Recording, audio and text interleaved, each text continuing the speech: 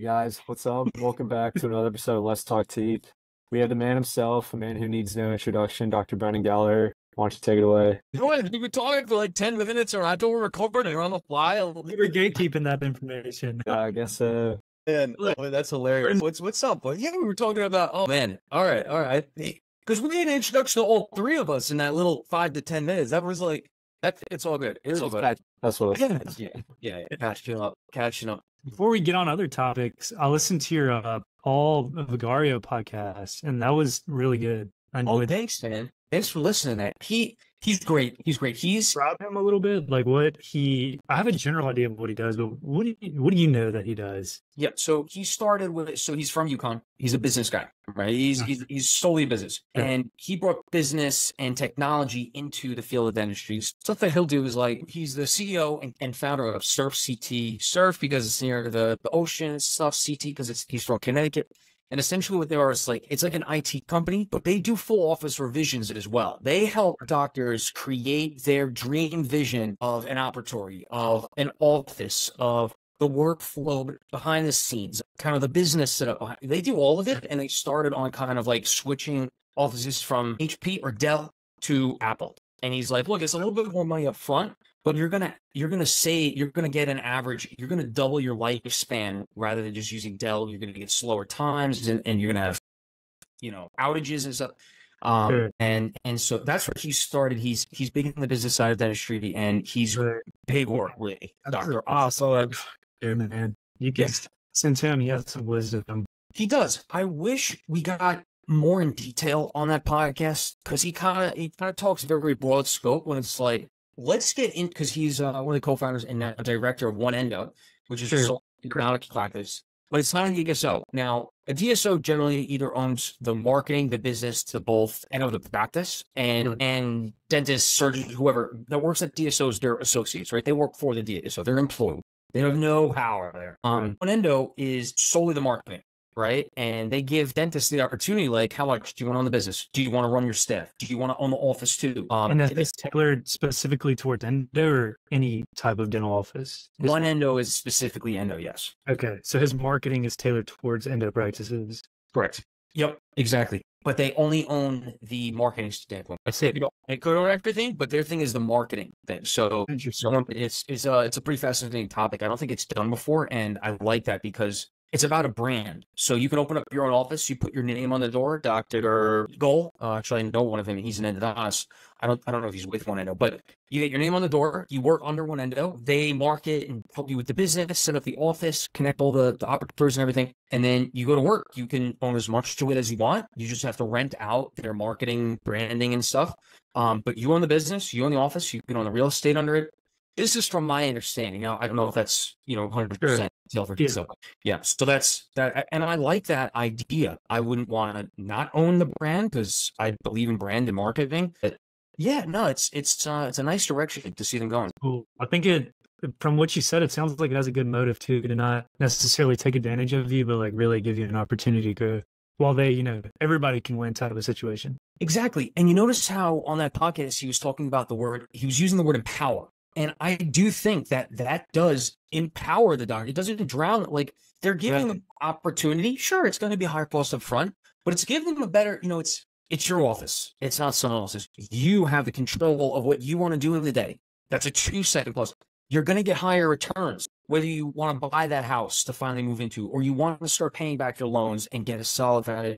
It's going to allow you to do that faster over time than working at a DSO. A DSO is fool's gold, where it's high floor, but a low ceiling, because you're never going to own that goddamn place. It's a high floor, so you're getting you might get a stipend while you're in dental school residency. They're going to give you a sign-up bonus for $35,000. Wow, that sounds like a big number. You're never going to get that again.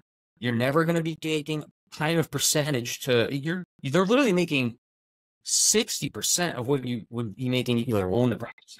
That's what it is. Anyway, I don't want to too much. Well, look, let's move on here. Do you have plans after OMFS residency, or what's your game plan right now? I do. I'm pretty close to signing with a practice, multi-practice, private practice, and there was no talk on the contract partnership or ownership, but I'm going in there for 2 years associateship. I'm the marketing of the practice. I want to learn the business behind it. I don't want to take anything away. I just want to contribute. I want to give everything you need. And this is all sound is fine. We'll make it happen. But here, I want us to be talking about partnership and what it, you know what I mean? Like, hey, it's all about what Jason Auerbach said. He says it's about the people. The money will be there. That's right. That's right. It is about the people. Jason Auerbach's situation with Max, excellent, great, but it is a DSO. And believe it or not, I was very close to almost like signing with them. Honestly, I was all in, invested, and I just started to get this like fear in my stomach. I'm like, but it's the DSO, and the closest maybe I'd be on the board of directors one day and everything, but I'm never going to be an owner there, and I would always make 30%. I would never make 55 like an oral surgery practice owner would. It's something I really feel a part of. I mean, based off what I know from you, I think it doesn't necessarily fit your personality, dude. I think you'd enjoy owning or being a part of more of the business side of things too. Right. Yeah.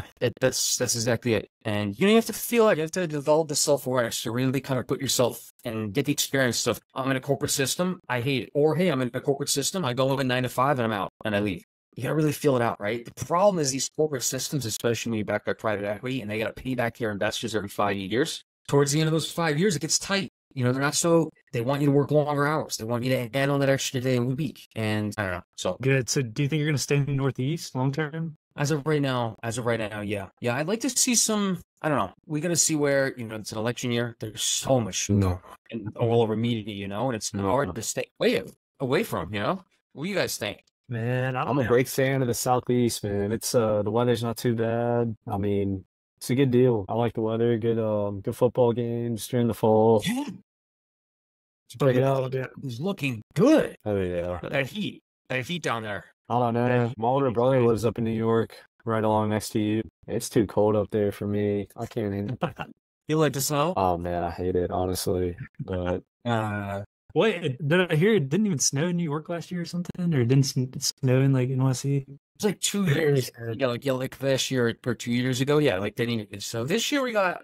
I think it was this year we got some snow. Yeah, we got a little bit this year. It's crazy just to think about that. Yeah, you got your whole life to figure out where you're gonna end up. You got your whole life to figure out where you'll be. I mean, you'll be in the Northeast the next 2 years, but who knows what the future holds, Exactly. Just where the opportunity arises, I'm sure. I would say, yeah. What's up? How did life change from this time last year to where you are now, chief year and third year? What's going on? That's a great question. I will tell you right now, it's easy to answer because I'm on like the lightest rotation. Right now I'm at the dental school. I'm just taking call 1 week in a month, but there's no call every day. Like in 2 months from now, this phone can be ringing at any second on a weekday, which I don't know. I think that sucks. It's, there's no upper level resident up my ass and around the corner. And that's a big deal. That's a huge freedom. It's a big weight off my shoulders this year. I can kind of dictate how things are run. Yeah, I don't know. I've been pretty not impressed with the team atmosphere of certain residents. And I don't know, just certain people don't have the experience and they don't know how to run things. And it's a tough of like balancing out the workload. It's not about throwing on the lowest level resident.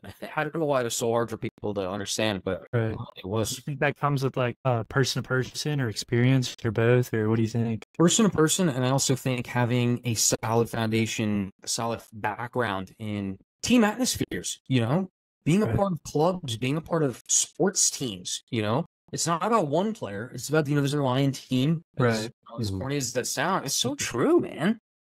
Right. We're all trying to get out of the hospital at the end of the day. You guys are always trying to get out of the clinic at the end of the day. You clean up this bench, I'll clean up that one, then we can go home. Brendan, let me ask you this then. I've been talking to a couple of people, and I'm really not sure about the landscape of this, but with dental anesthesia coming more or becoming a residency now, and with it being so new, where do you see the future of that field in relation to like oral surgeons? Because obviously oral surgeons do their own sedation and stuff. Do you think that dental anesthesia will come in and start doing anesthesia for oral surgeons and stuff? Yes, for bigger cases. So zygomatic implants. I know a lot of oral surgeons that hire out, whether it be CRNAs, anesthesiologists themselves, or dental anesthesiologists. Yeah, the big cases. And, actually, you're interested in full arches. There are a lot of complications that can go with full arches, You get a hematoma in the floor of the mouth that's really large because you hit a vessel during the operation that you couldn't see because it was vascular constricted with the epinephrine you gave, whatever it may be. that patient's, they might have to go to the hospital for something like that, depending on the severity. But like, it's very important to understand how to manage those complications. And, because we're doing mandible fractures, we're doing facial trauma, we're doing cancer resections during residency, all surgeons have that training. I can't tell you how many times throughout the year we're getting work from periodontists, work from general dentists. They send them to the hospital. Guess who they're seeing? Guess who's taking care of them now? And, it could have all been prevented if you thought about this medication that they're taking before you did that. Or, the infection that happened, or, whatever it may be. And we just see it all. And, but yeah, as far as anesthesia goes, we'll see how it goes. You see these, like I have a general dentist friend, good friend of mine, but they call it conscious sedation, where they just get a little Versed and a little something else, and the patient feels comfortable and they're doing their procedures. But, you give enough of that one medication, you can still kill someone, right? And they're getting this certification where now they can do the sedation just for general dentistry. Yeah, and it's like, I just quiz this my friend on like simple complications. So how do you differentiate bronchoconstriction from laryngospasm? What are the quick signs you're going to see? How do you treat that when it happens? And it's like, you have to be able to answer these questions quickly, because it makes you die if you don't. yeah. And you do actually look at these courses, and they're intubating like 20 times on like the mannequin. I did intubate over 350 humans. I don't know, man. I don't know. I see where you're coming from. Yeah, it definitely causes a lot of concern for the patient ultimately.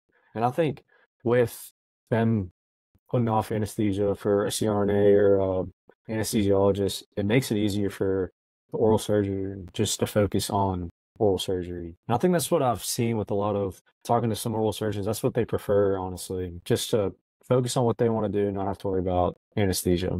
Yeah, but for over 100 years, oral surgeons have been doing dual anesthesia and taking out wisdom teeth. Mm-hmm. Are we really getting that much worse? That's where the question arises, because lawmakers, if they make a new law with that, I mean, that changes the game for oral. Yeah, it changes the, pay of an oral surgeon to be quite. That's what it is. That's what it's all about. That's a big thing that I'm sure you're definitely worried about. Yeah, it's not about complications, guys. You look at the majority of these complications, they're coming from general dentists or other specialties given too much of a medication, or, they didn't do a full medical history recap, and, something went wrong. And of course that happens with all surgeons, but like, and also we're also in a shift right now within dentistry going more corporate, and they want to disseminate certain roles and make everything a clear-cut algorithm for this goes to this guy, this goes to that guy, and you can only do this much, and then it goes on to this person. You can only do, and one way that makes things very safe, but also it makes everyone more robotic, right? Things need to be more dynamic rather than static like that. And I would say one of the things outside of just the trade of dentistry, the marketing and the business as well, and I'm sure you've heard it, these DSOs are coming and they're like, look,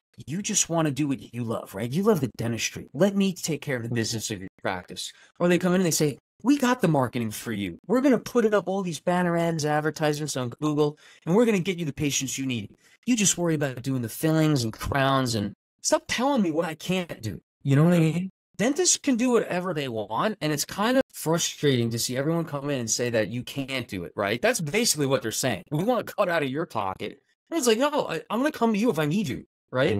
Yeah, that's insane. And it's just not because you know these rules and laws, and then when something goes wrong, they're like, yeah, well, you should have just been worried about that. Or, I don't know. I don't agree with it. I think providers, whether it be in healthcare or dentistry, or I think we are collectively all better than that. And I think and I think the main problem with it is them imposing it, because like you said, it's best if they provide that as an option for those bigger cases, for those full arches. Yes. And if they don't do that, then they're being greedy, and so that's where you have to draw that fine line between allowing or enforcing it and not enforcing it. So yeah, it's a case by case basis. They're trying to group everyone into these little umbrellas, into these little pockets, right? But it's like, that person screwed up, they cannot be doing sedation anymore. That's it, done. We don't have to talk about it for everyone else. No, we have to look at it like, oh, okay, they only did 4 years, they didn't do a residency, and they're doing conscious sedation, like stuff like that. I don't know.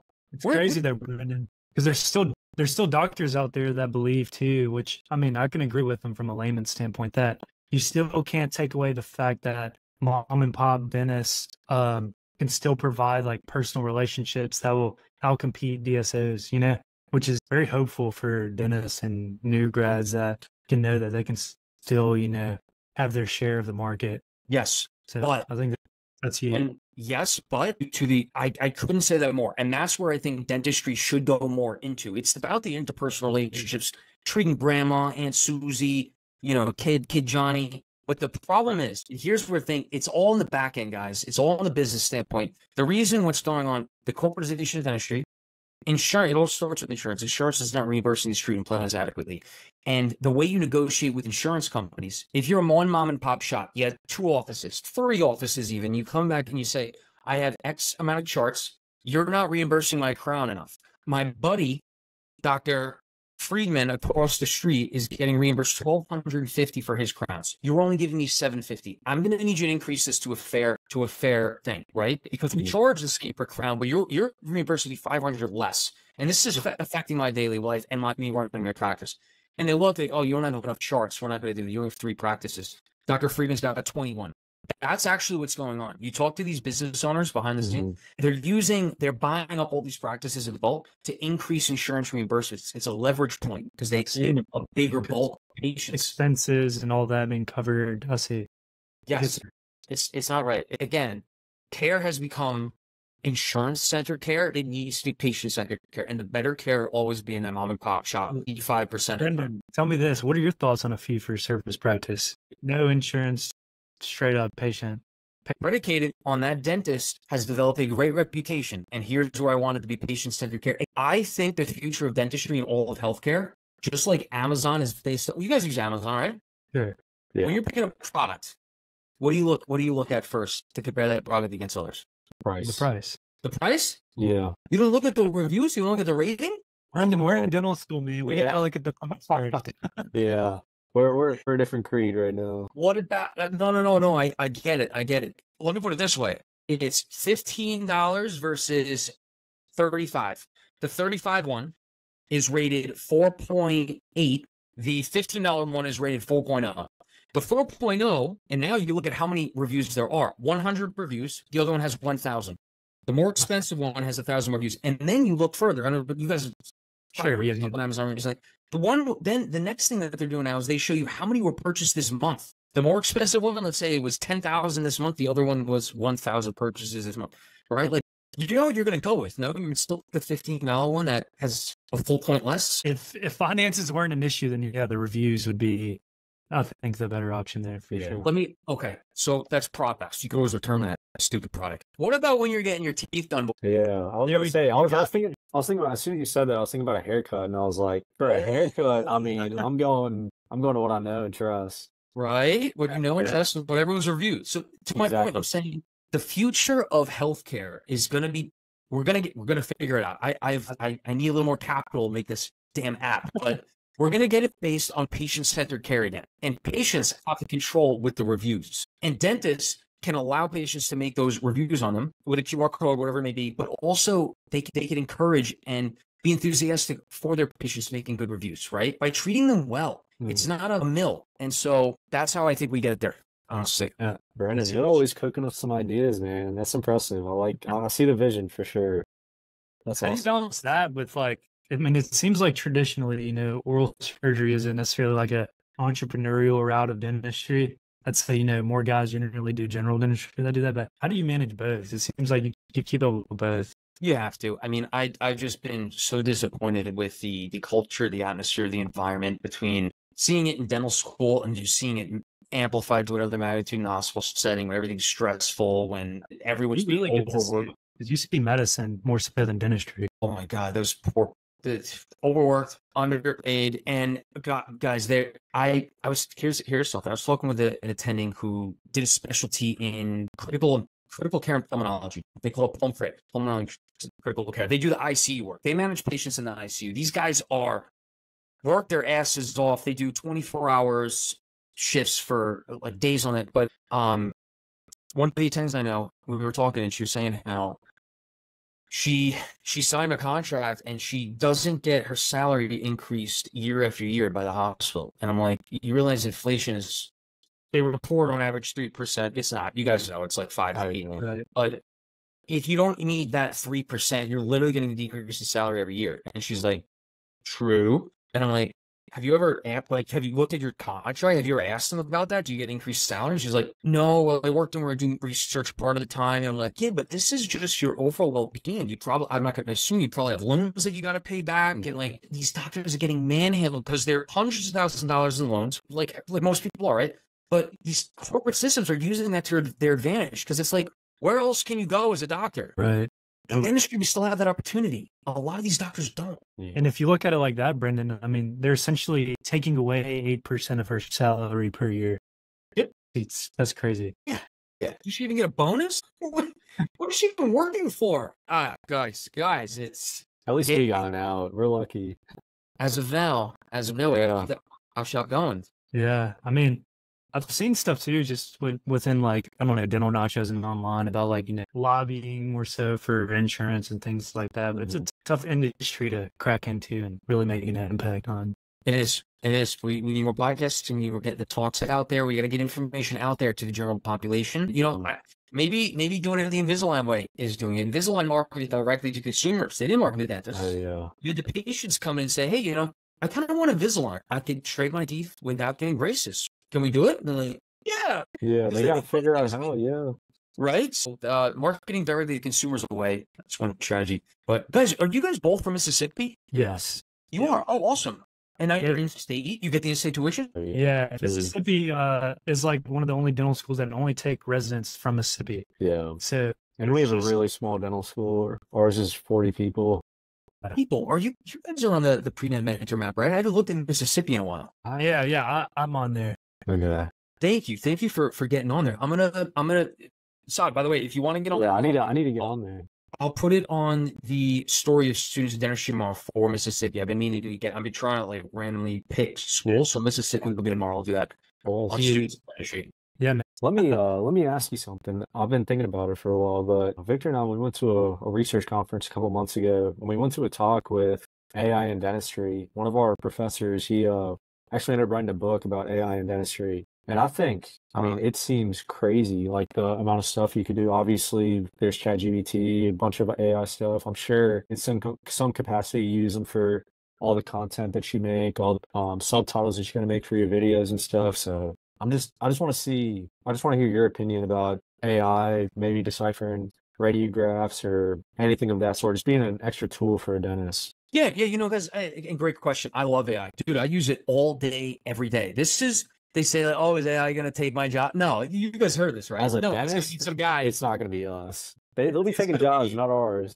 True, because it's physical. I think we have at least probably 25, 30 years before AI is going to be operating through machines to do physical things, right? Mm-hmm. The first thing that we're seeing that is actually, I think it's Tesla, right? Because the car is technically an AI robot. And now they are making those humanoid robots things. Mm-hmm. But before a robot's going to be doing dentistry, surgery, and stuff, without the use of a doctor or surgeon, I think we've got at least a good 25 years. Yeah, and I think there's also going to be a very negative perspective from the actual people who'd be doing it, because I've seen a video of a robot doing like a very simple filling, and it looks terrifying. And if patients are scared enough to go to the dentist, if they're going to a doctor dentist, they're going to hate it. No one wants that thing in your mouth. I think it's going to be quite a while if patients even 100%. warm up to going to a doctor who's a robot. Oh, yeah. We're going to be protected for quite some time. We are good in those hands. But for the intelligence and the intelligent properties of AI, I just think that's what I was saying before. It's like, it's not going to be AI taking your job. It's going to be some dude or some girl using AI that takes your job. It's Gary Vaynerchuk calls it like, use it as your thinking buddy. I literally just plugged in. We're in the phase of trying to do the pre-med mentor map. By the way, I got some answers for the story that I put up over the weekend. So we'll get into that after. Is this do we have full time or is it going to cap at 45 minutes? No, we have full time. Since I can afford a full. What was I saying? We're in the phase of the pre-med maps. It's fully built now. We're going to keep building on it, but now we have to pitch it to companies because we want them to be in the marketplace and on other things. But now we have to create a business plan into a sales plan and a sales pitch. All that I'm plugging into AI, and then you just go over the draft that it gives you. Yeah. You have a second. Like, guys, you guys got to be. When you're sitting there in class, you should be pulling up Google on one side, ChatGPT on the other. And then I don't know, whatever you used to take notes and stuff, whether it be like the and stuff, but like AI the question, and then when it's like I don't know, they're like the vagus nerve, I don't know, just something simple. Plug that into Google so you could see the vagus nerve. You're looking at the explanation by ChatGPT. I'm super excited for the future of it on based on something like that. You know, awesome. What do you think? I don't know if you've seen this, Brendan, but they're getting close to like a front desk automated AI, and there's like dental companies that are like licensing that out to where your front desk lady is very like human oriented, and they can call and schedule an appointment, set your insurance in, like almost everything. It's kind of weird. I think it's going to be phone calls into the. I don't think you're going to have a robot sitting at the front desk. I think that's going to be the automated system behind the scenes. You call in the office, they fit you into the schedule. Right now, you could do that online, where you look at the doctor's schedule online. Oh, you want 9 o'clock, 9:30 next Thursday. That could literally be the phone call to great grandma Margaret, who like can't do the computer but can call in, and they don't know they're talking to an AI. Did you see the thing where ChatGPT cloned the lady's voice, and she's like, don't use my voice, and they did it anyway, and there's nothing you can do about it. I think, it's messed up, but like Sam Altman is a douchebag, but he's a talented guy, but like kind of a backstabber. Yeah, I think the future is going to be like automated voices, and then they just do the computer call for you, plug in the schedule and whatnot. Right. I mean, even with radiographs and stuff too is really unique. That's what's really interesting to me, because it could decipher a radiograph. I mean, obviously in a tenth of a second, they could tell you, and that could at least be a supplement for the dentist to decide, oh, maybe there is something where I'm not. Exactly. Yeah. But I think, I mean, it's relatively easy to read radiographs, more or less, you know, text, variables, bite wings. I don't think we need to go solely rely on AI. We need to continue to teach you students how to read. It's supplemental. It's an adjunct. It's not a replacement. Agreed. It seems like you've been getting a little bit more free time lately. Have you been picking up any hobbies or doing anything?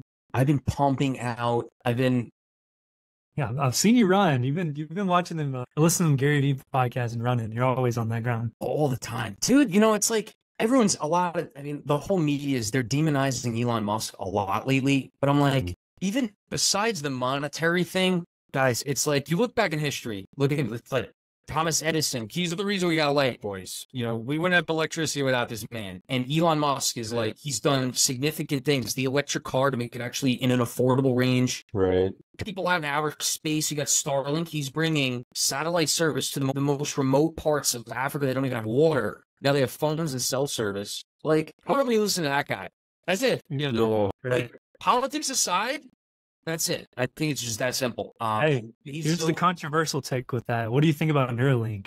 Well, I mean, so it's got a ways to go, right? But they already literally saved that guy's life. Like he was on his hands. Now he can literally play video games from like inside his head. Yeah. What? That's unreal. And I mean, they're taking the necessary steps. Unfortunately, every time I open up Google, it's another negative article on Elon Musk or Neuralink or how SpaceX fell into the ocean and I don't know what to believe anymore, but like that guy's doing pretty well. I don't know. That's insane. What do you guys think? What do you guys think about that? Just in general or what? About Neuralink, about Elon Musk, about... Yeah, it's cool. I mean, I think he has the right initiative, you know. I mean, it's kind of hard to discredit a guy who, you know, has invented and done so much cool things to where like if he has 1 or 2 failures, it's like, okay, he's a human being, you know. So yeah, I think he's pushing the limits of technology. I'm just thinking historically, you think of like Oppenheimer. That's the first thing I thought of as soon as you said that. It's just like, yeah, he created an atomic bomb, but like it was gonna happen one way or another, you know? So it's just technology improving and going on. Not to say that Elon Musk is creating an atomic bomb, but it's just, he's taking strides to like change the world, and it won't be taken well at first. I mean, in time, we look back and it's just something that happened, you know, and now it's the world we live in. So I think we'll look back at this time 30 years from now and it'll just be a part of life. Right. That's a good point. Because imagine the internet wasn't even here like 30-ish years ago, you know, it's just like the next 30 is going to be wild. Yeah. I mean, with everything AI at our fingertips, Neuralink, just so much unbelievable technology that is at our fingertips for the next 20, 30 years. I mean, the lives that our children will live will be so much different than anything we've ever gone through. Yeah. And it's moving exponentially faster. That's the crazy. Yeah. I Like- think this technology is making time go faster because I swear the time, I mean, it's been a year since we've talked. Like, Yeah. it's insane. That's a really good point. I think we're It just does make aging time faster go now or something. Rotations around the sun is just faster. Some type of magnetic pull. Yeah, hopefully it'll keep going faster for another 3 years, get the DMD, and then hopefully it'll slow down. Then it could slow down a little bit. Yes, yeah, guys. Yeah, you guys definitely, you want to get through dental school and get to the next step. And then once you're working, obviously, yeah, we wanted to slow down at that point. Unfortunately, it might not. That's the scary thing. Yeah. But, all right, I want to flip the script a little bit and ask some questions. So you guys, these are the questions I got. Okay. Besides some nurse Mary Esquire, I don't know who this was. She's got like a lot of followers, but I don't follow. She doesn't follow me. She just did a red exclamation point. A little bit weird. But then one of my co-residents said, "These nuts." So thanks for that. All right. This one guy said, "Can you share your thoughts on the new dental school in North Carolina, HPU? That's High Point University. That's closer to you guys. What are your guys' thoughts about that?" I'll say this. I do appreciate that Paul is on that board, and I really think that the pass-fail mindset really does. I mean, Stony Brook was pass-fail, so you understand firsthand, but like... It actually wasn't pass-fail. It wasn't ranked, but it was ABC. It was ABC for failure, and but unranked. Unranked is very important. I actually kind of like the idea of... Because pass-fail, what's that pass range? Is it 90 and up? Is it 75? That's I didn't know about that like caveat there, you know. So that actually makes more sense. Unranked, but not pass fail. But if pass fail is 85-90%, it would make sense. So I know like Roseman in Utah was like 90% for pass fail. Right. Yeah, I do think that with him on the board, and also I think that he'll have a good influence on, you know, you don't learn any business education in dental school. So if he can have an influence in that way for dental students there, I think that they can have a huge ROI going to that school. Agreed. Yep. I didn't get to ask him though. I heard a rumor that they don't take the DAT. Yeah, I was about to say, so I remember before I'd taken the DAT, my whatever it was, junior year, they were supposed to open, I think their inaugural class was supposed to be costing either 27 or 28. So I saw that they didn't require a DAT, and I remember telling Victor, I was like, I think I might apply, but ended up going a year later and stuff. But I think the no DAT thing will probably be around for just the inaugural class and maybe the year after, just so they could get some students, and then they'll have it back. Speaking of which, I'm sure you've seen, but the DAT is changing the scores now, starting. I haven't seen that. Next April. Yeah. You know how the OAT is scored on a 600 scale? Yes. By chance? So they're doing that. They'll have the old score, but they're gonna start using the OAT score, a 3-point score, just to like help differentiate. It's kind of close to MCAT, right? It's exact same to an BOAT, like the way it's scored out of 600, but it's for dental now. So it's pretty crazy. They're changing it up now, but they're not changing any of the content up. It's just changing the scoring up. And so the DAT, you get back as soon as you take it. It's like the MCAT now, which like you have to wait like a week or two to get your score back. So a lot of changes coming for the DAT. I enjoy that instant gratification. Yeah, no, I couldn't imagine having to wait another month, 2-3 weeks. I mean, that would kill me. That's how it was. Two things in dental school, and also because one, waiting for the boards exam when I took it, it was 2 parts. Both parts you had to wait. When you take the CBSE, you literally wait, I think, 3 to 4 weeks, and then match day. Match day is a month, or at least it was a month after we submitted our rank list. And then just dicking around for a month waiting for this thing. Where am I going next year? Nobody knows, you know? Did you do selection match? Because I know that's how it works for medical. Yeah, 7 a.m. Like almost on. Okay. It's like 7:02 or whatever. But yeah, at 7 a.m. the email goes out. We find out that morning. Dang, so just a month of waiting till then. That is that's stressful. It's stressful. I figured out my buddy Sean, who best friend from dental school. We were like, let's take part 2 of the boards. Like people were taking it during the summer while they're. Why am I gonna? I'm not itching to take the second boards now. I'd be itching to do externships, itching to do interviews, take the CBSE again, maybe. So I was like, let's get this out of the way. And what we did was we waited literally the week before match day.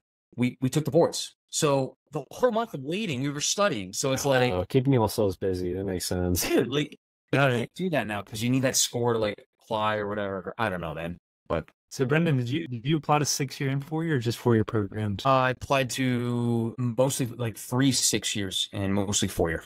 Yeah, that was 4-year clutched up. I feel like 6 years just Yeah, man. Say so that anesthesia thing, you make a good point. So they take that away where all dentists, you can't do anything anesthesia, only dental anesthesiologists do it. What differentiates me, a 4-year oral surgery resident, from a periodontist? Now, from the inside, I know they get maxillary facial, orthodontics and stuff.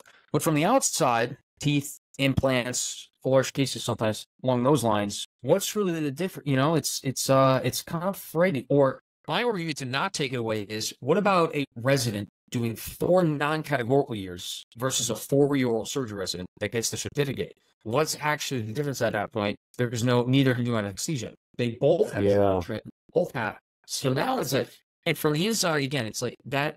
The non-cats aren't like going to the OR every day. They're not like doing higher level surgeries. They're doing more right in clinic. They'll do sedations here, but like from the outside perspective, that's 4 years at 4 separate oral surgery institutions, and non-cat would get it. So like you know what I mean? There's a lot of arguments. I mean, does it get very political? How does that work? You have any idea? Yeah, who's calling those shots? It's all politics. Yeah, just lawmakers, I'm sure. And then when you get into law and lawmakers and politics behind all these subjects, like generally they're all focused on the politics and the popularity and, making the rules. I'm the guy that made this rule. And then, or they're academians, and it's like, are they still so connected with the touch of patient care? And like, I don't know. Who knows? Yeah, it kind of confuses me. If you really think about it, I mean, they're making calls on dentists when they're not, all lawmakers, whether it's medical or dental, they're making decisions on our lives when they've never even lived it or can't even like relate to it, So it's kind of frustrating that that's the case. It's very frustrating. Exactly. Oh, one thing I want to touch on with High Point University, I really like that Paul's in there. I like that because he's a visionary and he's going to really bring some of the real life aspects to that dental school. I can definitely see that. My one question, that the main backing of it is a DSO. I was about to say Heartland, right? The CEO of Heartland was the one that opened this dental school. That's AT and Memphis. They have Delta Dental, I think. Yeah, they do, don't they? Delta's insurance company, right? Delta. Right. Yeah. Right. So insurance is backing. This is conflict of interest, guys. This is textbook conflict of interest. Why is they letting this stuff go on? I see a good future to an aspect in one axiom of the purpose behind that dental school. But the other side, the extent of it, how it all came to be, is backed by a lot of money that came out of taking money out of the doctors' and patients' pockets. What's actually the incentive here? That's my concern, And a concern for me too is it's reminiscent to me of pharmacy school in the sense that pharmacy schools were just opening a lot of schools, and now, not to say this is the norm, but you hear stories of licensed PharmDs who are either struggling to find jobs or they have to go into retail. And that's what I'm seeing. I'm seeing a lot of similarities between this dental school opening and similar path, because if this becomes the norm, I guess I'm fearful of the future of dentistry, because if Heartland sees this is a successful dental school, what's stopping this other DSO from starting another dental school and just creating a workforce that they have more workers than there are jobs. And at that point, they are going to run the business because they're going to have jobs to fill for less pay, quite frankly. So exactly. That's the worry that I see opening new dental schools. And they are. There's been at least 5 open in the last 3 or 4 years. That's insane. Texas Tech, El Paso, Texas Tech down there. You have California North State. You have High Point University, and I'm missing 1 or 2. But yeah, there have been a significant number. They're opening up, but if you look at the workplace, exactly what you said, this is an excellent point, Side. There's a contraction in all of healthcare that's been happening since from 2008, even Medicaid came out. But there's also a traction really going on big time in dentistry. And the DSOs are capitalizing on that by buying up everything. And here's another aspect, just real quickly while we're on this topic. As things get corporatized, they have more people wearing multiple hats, getting the one salary, right? So that's one thing. But the other thing is, from just an academic standpoint, an educational standpoint, as you get Because with the hospitals, they have 1-8 hospital, which you're seeing there. They're buying up all the practices in the area, right? All the outpatient offices, they're doing all of that. And it's one big umbrella. And then they're also they're usually tied to an academic institution, a medical school, a nursing school, a pharmacy school. Now, all of that for miles and miles is around one umbrella. That's called a monopoly. And now everyone's learning the same exact thing. Every rule for all of these institutions is exactly the same thing. Have you guys read the book Outliers? I have, yes. How do we come up with finding like antibiotics where they reverse engineer bacteria? You need to press boundaries, but now we're creating boundaries to keep everyone within. You see what I'm saying? So advancements, the way I see this forming is advancements going over time because you can't ask certain questions. You can't try certain things because it's against the rule. I think advancements will become more and more contractual over time as well. It's brutal how it's impacting the field. Yeah, because your research, you can't try that because that's not allowed or whatever it may be, right? But let's move on to another one of these things. Good talk with you guys tonight. Yeah, definitely. Infection management. They wanted us to talk about infection management. Okay. That might be more of your speed. I was about to say, I don't know what qualifications Victor right now. Bacteria gets into a cut. You probably want to manage that. So infection management, I'm managing that. Emilio is asking as far as like tooth infection. What's your guys' understanding from like tooth infection gets inflamed? People come in with songs like this sometimes. How does it get to that point? Do you guys have any? Let's go the typical route. You just get caries, you get cavity and your tooth ends up getting an abscess and you need a root canal. Sure.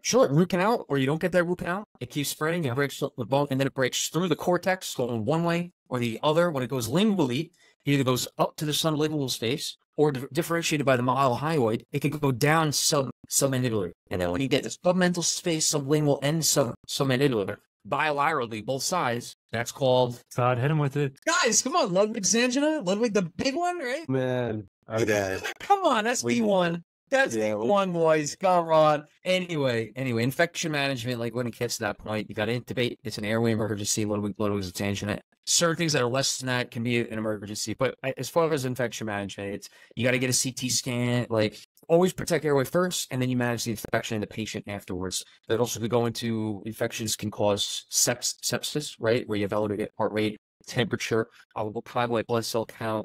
Anyway, I don't want to bore you guys with all this medical stuff. I'm not gonna. Speaking of which, it's kind of just reminded me we're giving each other shots tomorrow. We're in Victims Days tomorrow. That's tomorrow? Yeah. So just kind of reminded me of the sepsis and stuff. The one? Yeah. We got our partners. Yeah. Partners. I got one of my buddies in my dental school class. Yeah, I'm just saying one of my buddies. But it's funny because tomorrow is like our school research day, and Victor and I both did research this summer. And so I don't know about you, but my presentation is at 2, and I'm getting injections. Mine's at 1. Yeah, yours is going to be even worse. We're getting injections at like 11. So we're going to be talking up there with a numb mouth. Getting a presentation for... It'll be interesting. Yeah. We'll send you some videos. Just terrible timing on... Wait, that's hilarious. You should start the presentation with that so everyone... everyone's going to know. I think it'll be pretty obvious.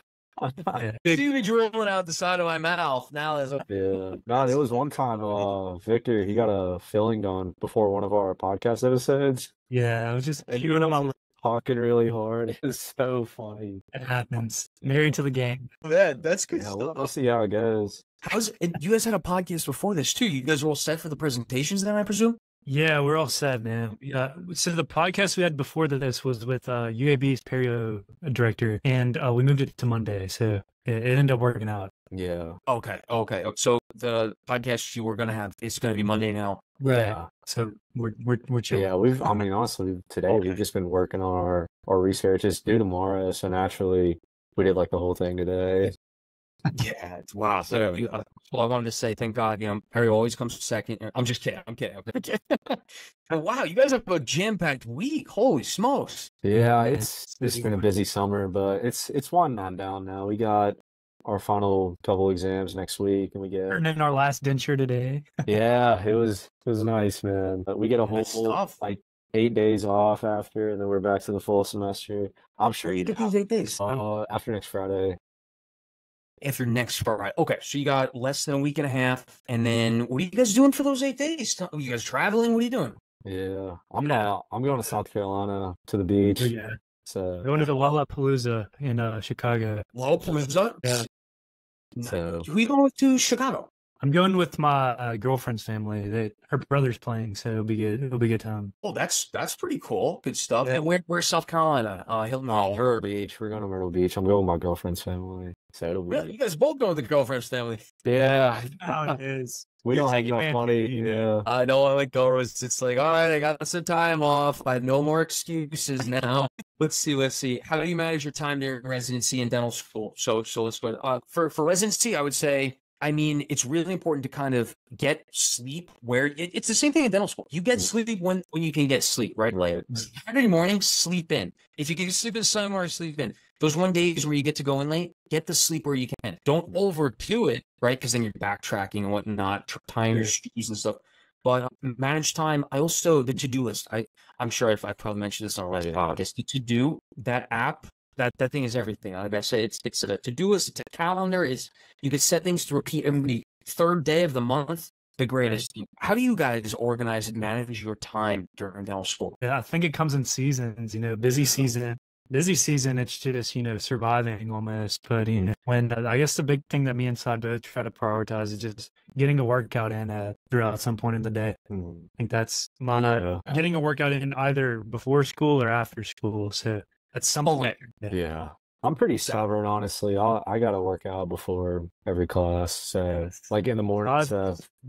I'll get. I mean, I'm not gonna say I'm a morning guy, but I force myself to be a morning guy just so I could keep my cool. Because during the beginning of the year, D1 kind of wasn't prioritizing the gym as much as I usually do, and I mean, I noticed like just an overall like decrease in my performance and just wasn't feeling good. So just decided like this is something that's always been important in my life. I'm not gonna cut corners now. I know it's busy and all, but the thing that I've kind of learned, if something's important to you, you're never gonna not have time. That's how I kind of look at it. And so I make sure to make time for the things that matter, whether it's, get on a call with my girlfriend, going to work out and study, like it's just the important things. You got to keep the important thing, 100%. Yeah. You too, Victor? Yeah, I'm a little bit different. If I have like a test, let's say like at 9 a.m., then, I'll wake up early, study for it, as opposed to going to the gym and then go to the gym after. So I'd be between that ballpark. If we have a test, he's still working out. Yeah. So put that workout first. Dude, that's good though. It's solid that you stick to it. That's awesome. Yeah, I mean it gets tricky. I mean, the summer was a grind. But last week was it last week? Yeah, we had a busy week. We had like 2 tests, and it was just like it was an intense week. But I had to make some early mornings. I'll just say that it was the first number was in the 3s, so made it with the. Does it? All right, that's early. Yeah. Brandon, how many hours of sleep did you average in dental school? I know now it's goofy, but in dental school, what were you? Yeah, probably, probably 6 to 7, probably closer to the 6 side. Honestly, probably 6. And residency's been 5 to 6. This year's been 6 to 7. So, I mean, this year's what, 2 months? Wow, getting that hour. That's why he's 10 years younger now. Losing wrinkles. Brendan, I'll tell you what, though. I don't know if you know what this is, but this is a Whoop, and I wear it to track my sleep. And it is a game changer, honestly. It tracks my workouts, tracks my sleep, heart rate, just everything an Apple Watch does, just without a screen. And it's like super accurate. I honestly love it. Let me see if I could pull What's it called? Loop? I like Loop. UHOOP. But it is awesome. Like the Whoop. It'll show me my like recovery, how much I was sleeping, like all the stuff I've done today. So you wear it at night too and for workouts? Yeah, I wear it all the time. The charger, you just slide it on, so you never have to take it off technically. I'll take it off the shower and stuff, but it's awesome because there'll be mornings where like, I say that because there'll be mornings or like days where I'm like super stressed out. I won't get any sleep. I'll get a red recovery and I'll decide like, if I work out right now, it's just going to it's going to be worse for me than if I went and worked out. So I'll take the day off, I'll spend that day recovering. So it kind of helps you because I don't like taking an off day unless I need it, but then this will tell me that, hey, like you need it. Interesting. I like that. Kind of reinforces your. Yeah. So it's pretty nice. I would recommend it, especially for people who aren't getting a lot of sleep, like I'm assuming. Yeah, this year is pretty good. Yeah, I have seen a couple of my friends have them. I have seen Tony Robbins. Tony Robbins wears that I've seen, which I thought was pretty cool because he's wearing it on stage when he's doing his whole. But yeah, I gotta look into that. I've always been wondering, like, is my sleep any good? Yeah, You know, it'll tell you. It'll like give you like your HRV, like your how much your heart beats when you sleep and stuff. It's very in depth. Yeah. I love it. I was I mean, yeah, I just thought you put us on to do. I thought I might put you on the loop. I gotta look into the Whoop. Yeah. Isn't there? Does Whoop have the ring too? Because I've seen people wearing. Yeah, there's an Aura ring too. It's a different thing, but it does the same. It tracks your sleep essentially, but it's a different company. But I like this just because I actually borrowed Victor's roommates. He had that thing, an Aura ring, and I tried it on, but it gets in the way of like. It's just too invasive for me. I kind of just like it on my wrist where I kind of just forget about it. Gotcha.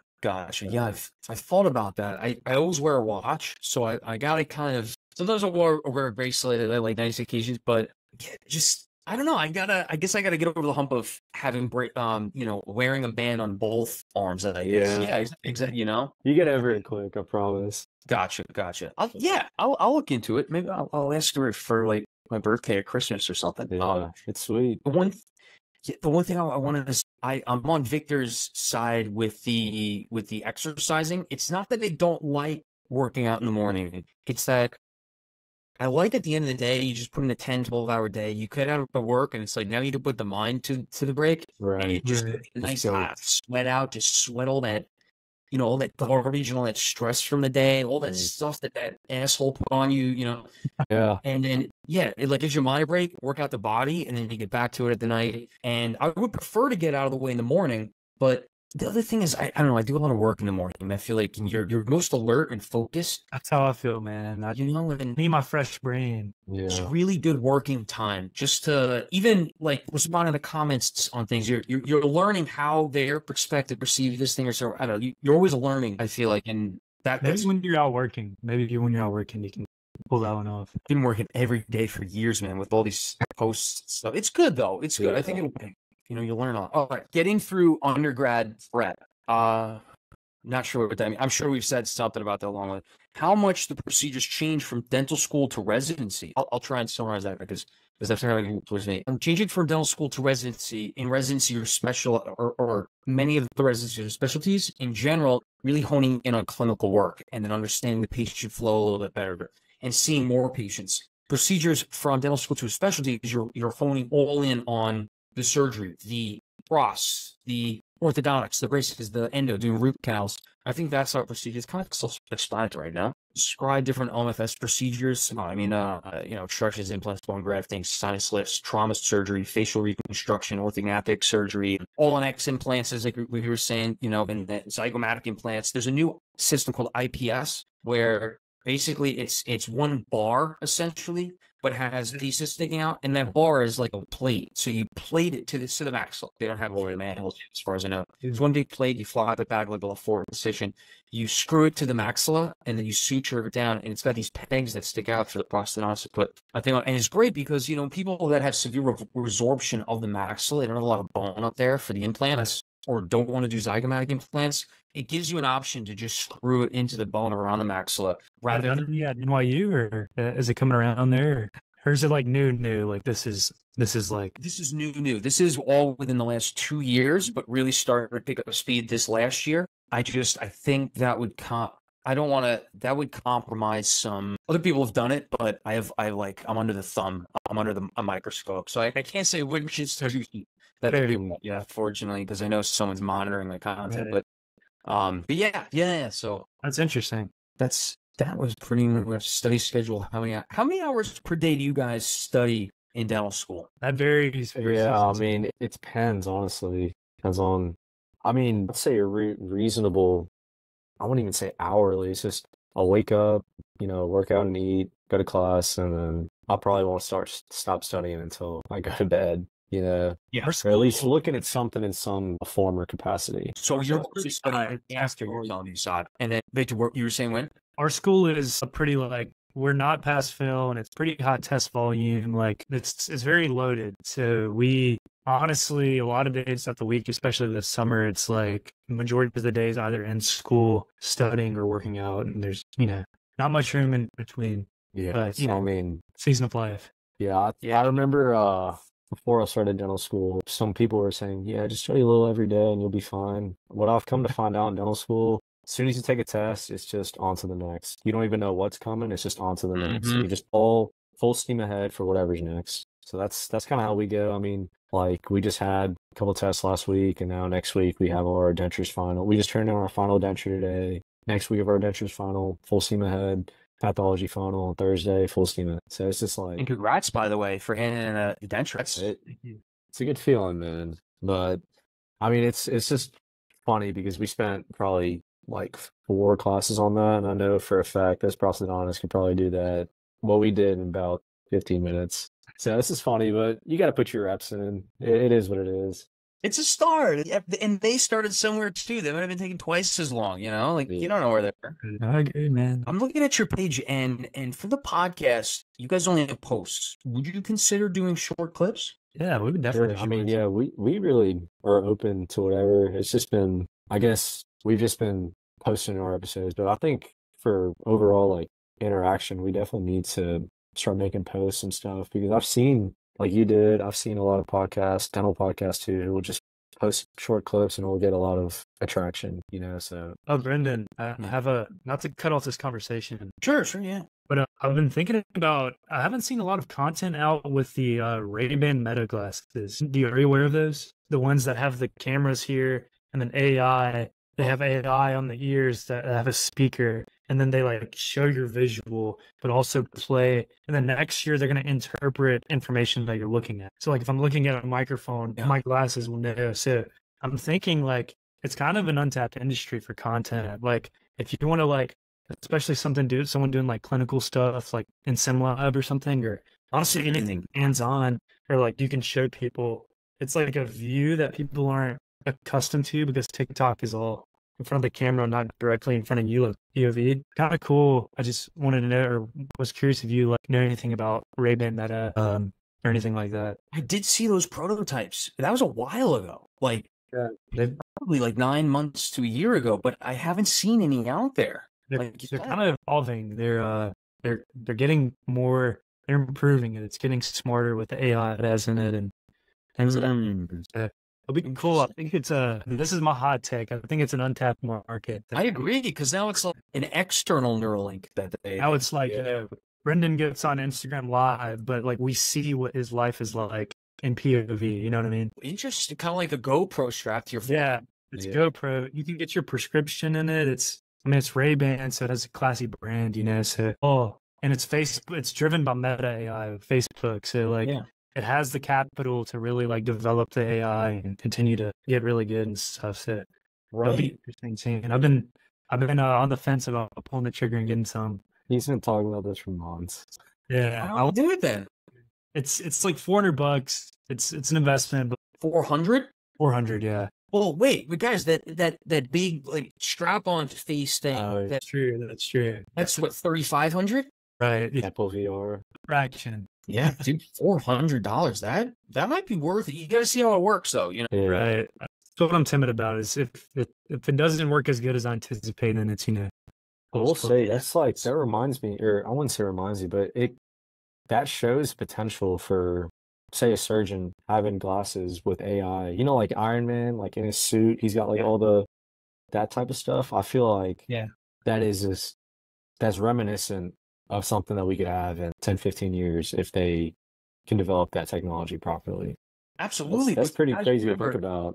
The things holding us back isn't technology. It's the rules and regulations. And then we have HIPAA. And look, you have to protect patient privacy and everything, but there's so much missing out on education. You could literally be halfway across the world and looking through those sunglasses while we're doing surgery.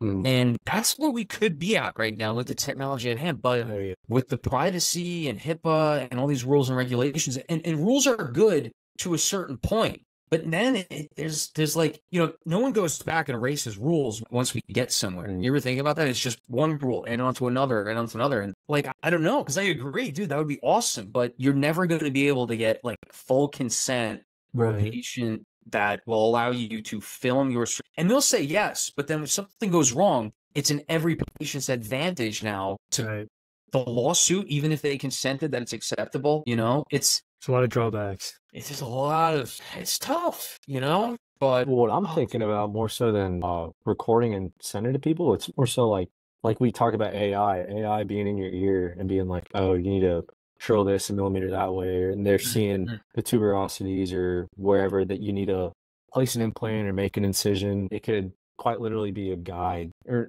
not necessarily a guide, but it could be a resource for you to use as you're doing it, and it can make sure and almost like take your soap notes for you as you're doing it. Yeah, I had dictations for you while you're doing the surgery or the procedure. Yeah, absolutely. A lot of potential with artificial intelligence. I'm just thinking out loud here. Yeah. Let me put you on to one thing on the clips.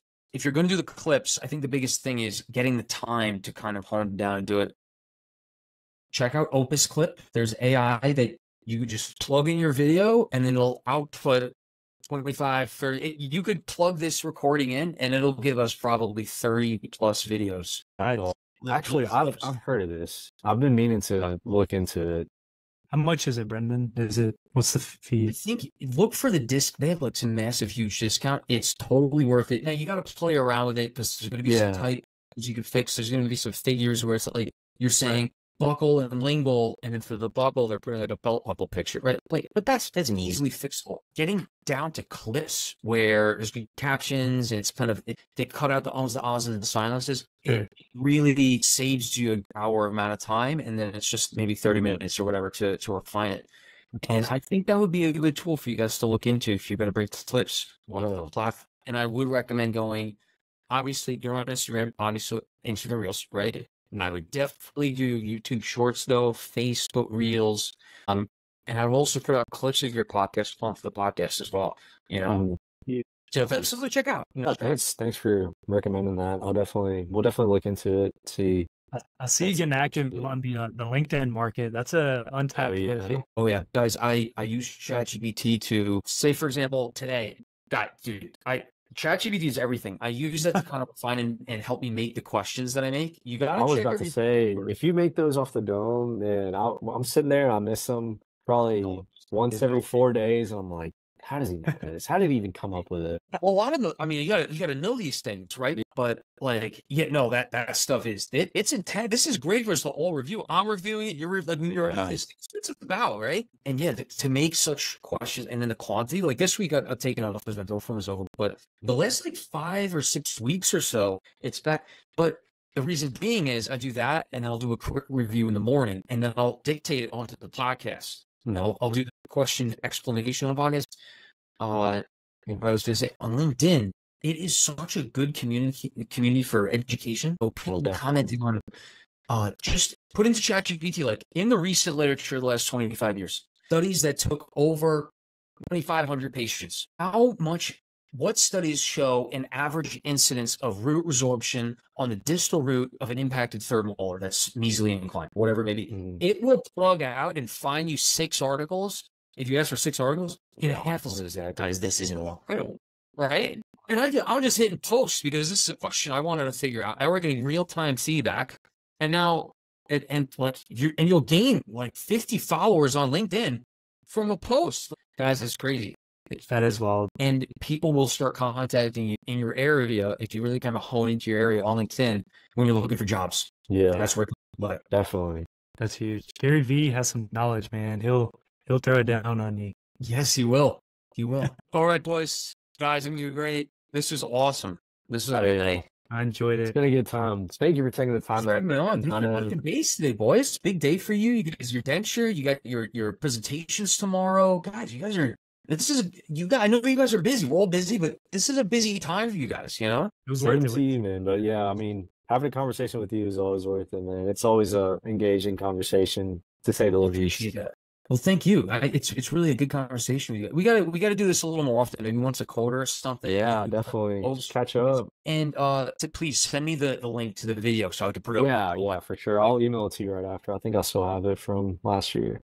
Actually, Awesome. why don't you go ahead and send it in the chat so I have it just in case. Do you guys have iPhones? Yeah. Yes, sir. Do you guys use the keyboard shortcuts? Not really, honestly.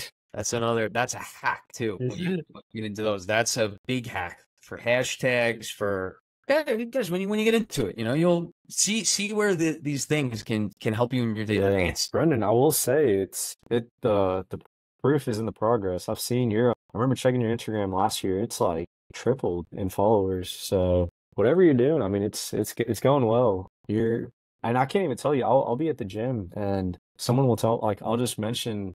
They'll ask about the podcast, and I'll be like, "Yeah, I had this guy, Brendan Gallagher," and they're not even like dentists. They're not even in the field. They'll be like, "Yeah, I know that guy. I've seen his reels." So Really? you're making a name for yourself down in Mississippi. Everyone knows you. That's It's crazy. impressive. It's funny you mentioned that. I was walking to yesterday, actually. I was walking to the dental school from my rotation, which is I'm 2 blocks away. And on the way, 2 people stopped me for selfies. Yeah, I saw that. You posted No, I'm not or anything. It's fun. Absolutely.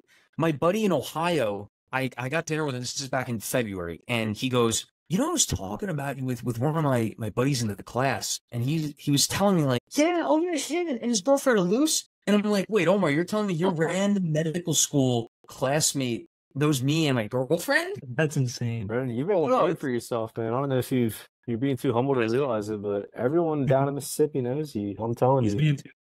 For You'd sure. be surprised. Well, it's touchy. I don't know. I'm not. We'll see where that goes. But what I would say is I would definitely get into those short clips because algorithms pushing our reels and TikToks and YouTube Shorts and stuff, and I would just put it out for Instagram Reels, but then put this video on other platforms. They kind of hone in to what you're doing there. My trick is I'll just make a quick video when I walk home, like something a topic, and every single day on TikTok, YouTube Shorts, I'll put out a podcast. But I look at, because the Instagram app, Mark Zuckerberg, he just copies what everyone else is doing. And I know we're trying to, sorry, just a quick. Yeah, it's okay. Mark Zuckerberg designed everything. Instagram to copy Snapchat stuff, Instagram to copy Vine, and now it was TikTok, right? So they literally clone that algorithm. So what I do is I only post the best performing TikToks. So I'll pick like one, maybe every other week it comes out of you, right? The best performing one, and that's the one I'll post to Instagram. So I already know the algorithm is gonna you see what I'm saying? So Yeah. But I think that would be a good strategy if you guys deploy that on your platform in some aspect, but something to consider. Yeah. We appreciate that. Yeah, well, sorry for keeping on. Anyway. That's good. Well, thank you.